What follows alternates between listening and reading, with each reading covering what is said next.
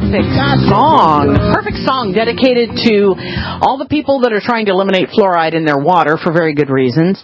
And Regina joins us from Dallas. They are attempting to get that job done there. And, of course, you all know a fluoride-free group in Austin that's attempting to do the very same thing there with Linda and a number of other people that are doing a great job. And we want to support these people, find out how you can duplicate this in your local area if you have fluoride in your water. So listen up, because we got a superstar down there, superstar Linda in Austin and superstar Regina in Dallas that are getting the job done. And I thank you very much, Regina, for joining us today on the Power Hour. Hi, Joyce. Welcome. Good morning. Thank you for having me on. Absolutely. I want to commend you again for what you're doing and staying with it and doing such an amazing job and making this available to other people so they can duplicate it in their area. First of all, give your website, if you would, please, Regina. Sure. It's activistwithanS4truth.com. Okay, activistfortruth.com. Love that. Boy, think of all the things you can put into that category. Well, talk to us about... Truth. Yeah. I do want to mention that really quick because I listen to your show all the time, of course, and Ty Bollinger was on, and what we're going to do at our meeting on Monday, the second hour, because he's broadcasting that, Monday's the first day, at 8 o'clock, we're going to actually put that into our program on Monday, showing his truth about cancer. So we're promoting that this way so that people then can know to spread it further. So it's kind of exciting. I'm very excited. We've already have quite a few people that want to. Yeah, that makes way too much sense. Oh, that is going to be amazing. That's a tremendous thing that you're offering those people, because that is a great opportunity. That is theanswertocancer.com. Theanswertocancer.com. If you're not living in the Dallas area and going to that meeting, if you are living in Dallas and you're not going to the meeting, I want to know why, because you need to be supporting Regina there. All right, talk to us about what's happening in Dallas with respect to the water, with respect to fluoride. I sure will. Well, it's been great, and we've had Dr. Mercola just did an article. It's been encouraging along many lines, not just the fact that the first headline that went out around the world, it came out of Denmark actually, said that it had been halted in Dallas, which was not accurate. It was very exciting, but we did clear that up during the next city council meeting, and I sent out a press release, and you cleared it up also. It hasn't happened, but it should happen, is what I keep saying, and it's going to happen. I'm very positive it will. It has to, and it's going to. But what's happening? So Shafi Kadane, that made the statement that he wants to have a briefing and he wants to have this to a vote, it has continued with that strong attitude. And he mentioned to a friend of both of ours, Joyce, I want to show you how everything you do does work. A man who had been listening to you for years, and he also was a friend of Shafi for 8 years. He's been telling Shafi Kadane, that's Councilman Kadane, about fluoride, is a listener of yours, and he heard me on your show. He is in Dallas. He called me. So we've been working together on this. His name is Richard Hardin, and he's very excited to talk to you about a lot of things, and I'm sure he's happy I'm mentioning his name here. It's just exciting how this works, because what you do affects so many different things, and then it helps us do our job. And now, like right now, because you're willing to have me on, and now my plea is going to be for people to send emails to the city council. It's very easy if you just search it or Google it, whatever, Dallas City Council email. It'll take you right to this little forum page, and it takes 30 seconds. Or you can go to activistfortruth.com. Paul Wittenberg made two wonderful YouTube videos that explain. I'm talking on it. It's a Skype interview, and it zooms in on where people would click, and it makes it very easy for you to understand how to send an email. Because on Tuesday, there is going to be a meeting, and it's going to be held through the Quality of Life and Environment Committee. So this is going to be an open meeting, which will be live streamed, and it's Tuesday at 9 o'clock. It's all confirmed and everything. I sent you the confirmation of the committee agenda. They normally meet on Mondays, but because it's a holiday, it'll be Tuesday. and they're going to have to make a decision on this. And I have so much to talk all the time, and I talk over myself, Joyce. But when I listened to your show, one of the first things you talked about working with love. Whatever we do it with love. I mean this. I sincerely mean what I'm doing is with love for everybody.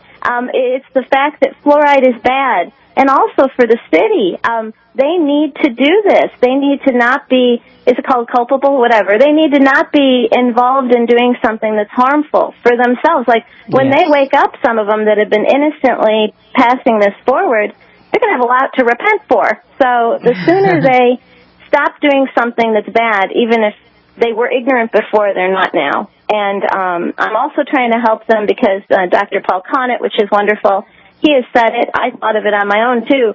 When all these things, which are going to come out, there's been so much research about the damaging effects and the risks of fluoride, there's going to be lawsuits all over. And I don't want the city to have to pay that because that comes from my tax dollars. So it's just really when you approach this, well, I'm talking maybe too much, but, the guy from Hong Kong that sent,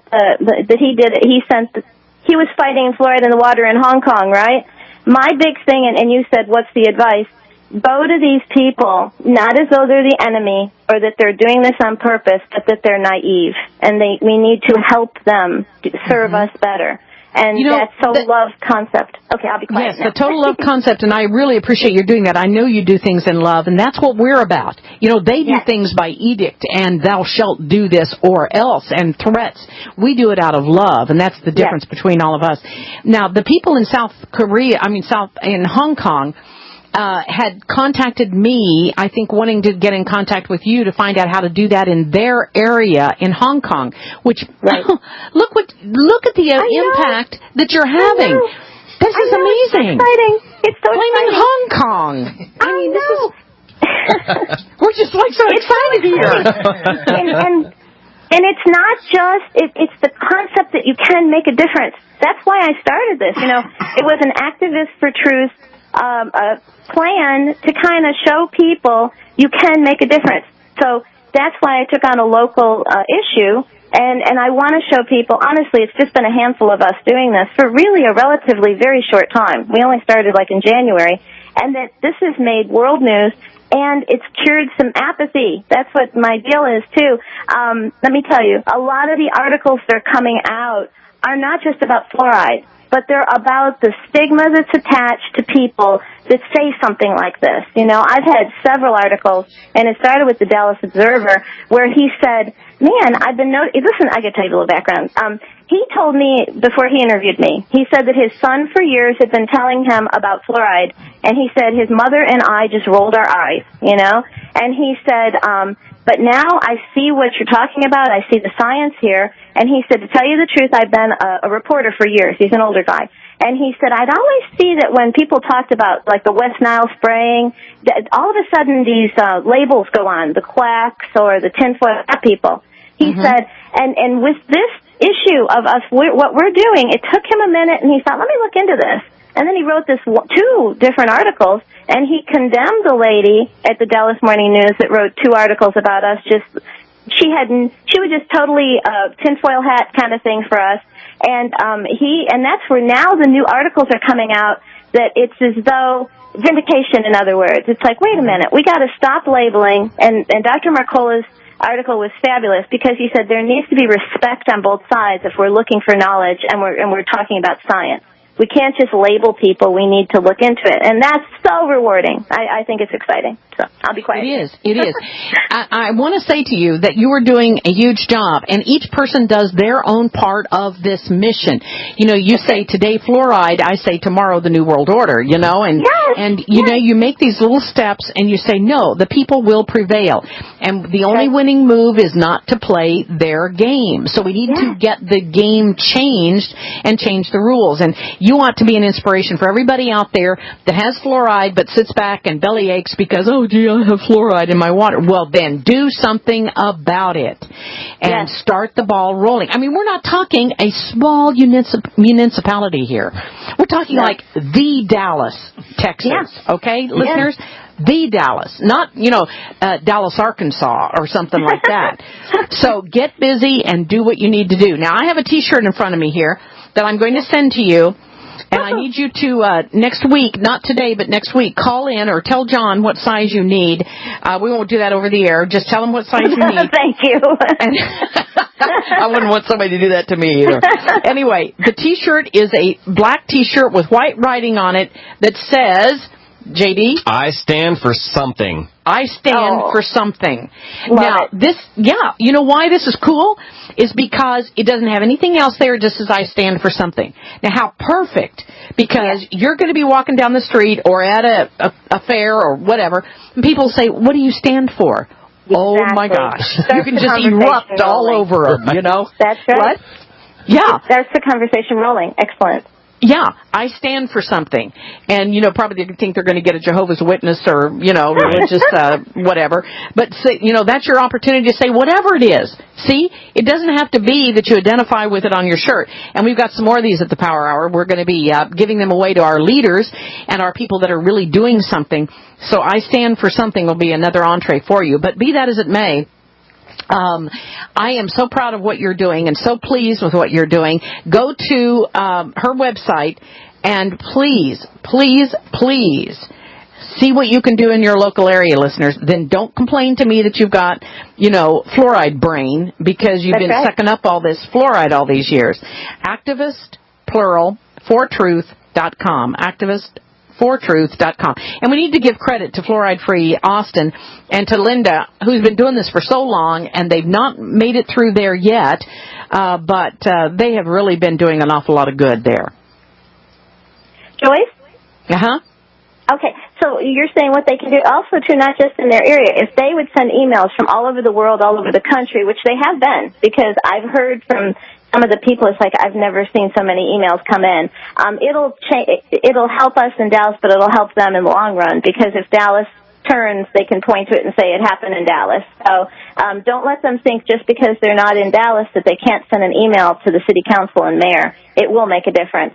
Really? Okay, because one of the reasons that the pro-fluoride, I know of one person, is concerned about not doing it, is one of her statements was, but if we take it out, oh my gosh, it'll have a ripple effect on the fluoride agenda. In other words, she's concerned that people could point to Dallas and then, oh my gosh, because she's pro-fluoride, right? She's concerned about what it would do in other areas. Oh, I feel sorry for her, yeah. See what I mean? Yeah, I know. Yeah. And it's like, yes, thank you, that's exactly what the plan is. That is right. That is exactly right. But she's protective. So hey, I've got to run, but I thank you so much. I thank you so very much for what you're... Yes, and for what you're doing there, everybody. Who are the other people that are leading up your group and helping you out a lot?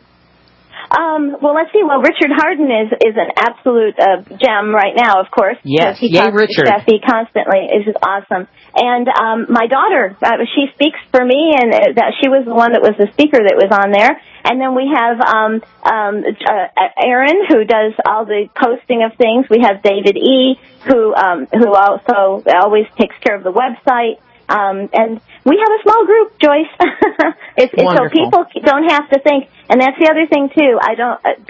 It's sometimes easier to say, oh, they won't listen, it won't work, and then they don't have to do anything. So I'm trying to shake that up a little, because some of our good people stay very not active because it's easier that way. Trust me. Sometimes it's a cop-out, in other words. Yes. So but you know what? It's only a handful of us doing this. Excuse me? Regina, what it says is a small group of people can get the job done. So thank you very much for doing that, and we'll check back with you later on. And kudos, and give John your size on your T-shirt, and we'll get this off to you. I love you, Joyce. Thank you, everybody. Love you, too. Thank you so much. And to Richard Hardness. Wow, good going, people down there. All right, I'm going to get back to some of the news that we've got left.